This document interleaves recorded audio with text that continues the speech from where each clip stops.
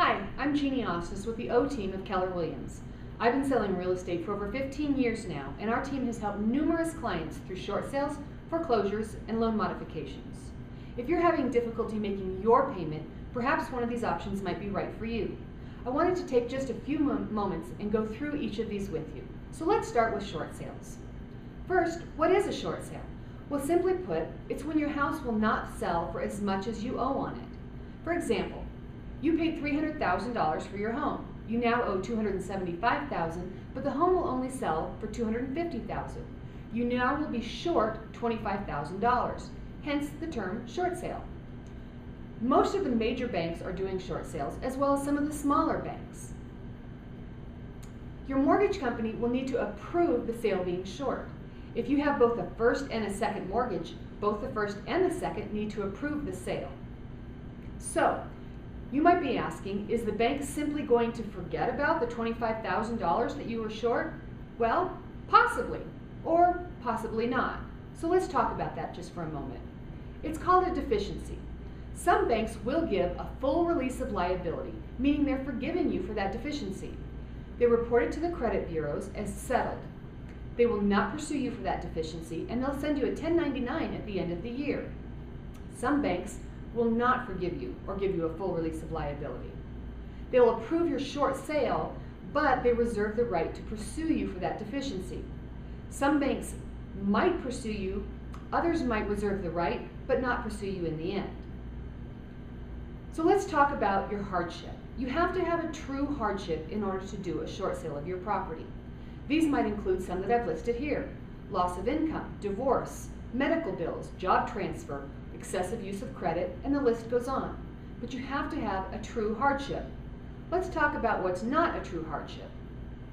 You might say that your mortgage payment is $2,100 a month, but now because of the decreased home prices, you can rent the same house down the street for only $1,600 a month. Therefore, I'll sell my house and I'll rent that one. That's not a true hardship.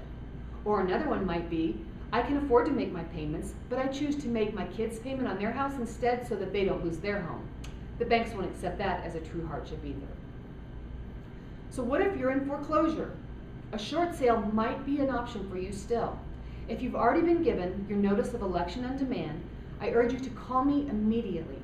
We might be able to help either stop that foreclosure or at least delay that foreclosure date so that perhaps you could do a short sale if that's what's right for you.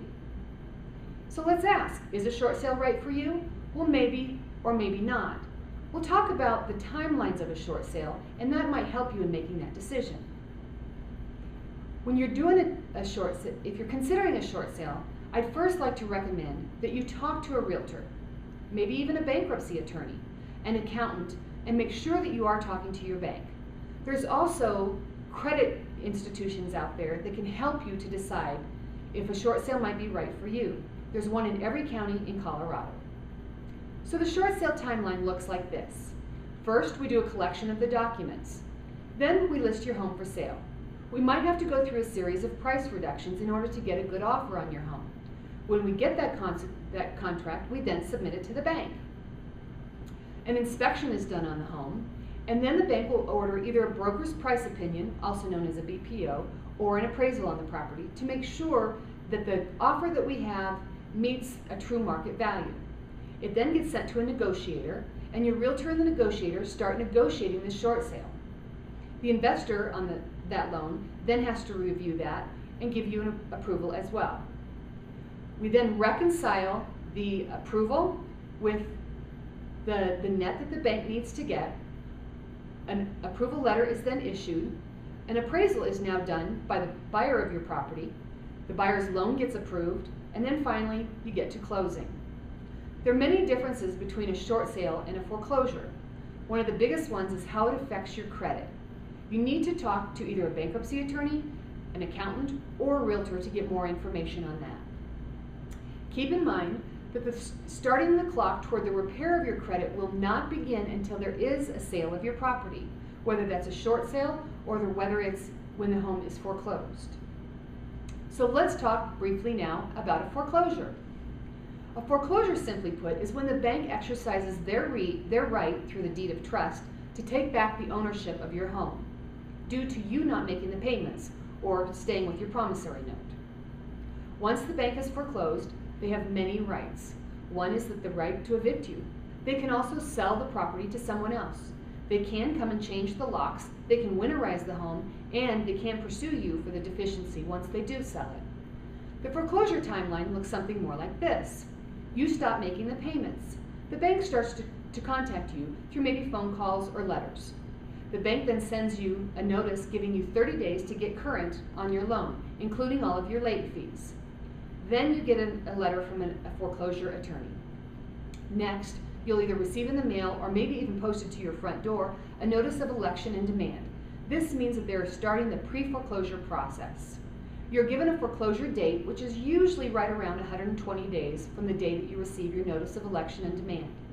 They then have a sale date, and then the bank can exercise their right to evict you like we discussed before. So what about loan modifications? You hear about them everywhere. They're all over the news, and I'm sure that you know someone who's trying to go through the loan modification process. Well, first of all, loan modifications are not one of my favorites, and let's talk about why. First, you need to be aware that only 1 in 4 of everyone that is applying for loan modification even make it to the trial payment period. Of those that get to that trial payment period, only 1 in 10 of them actually get approved for a loan modification in the end. A loan modification, also known as HAMP, is not permanent.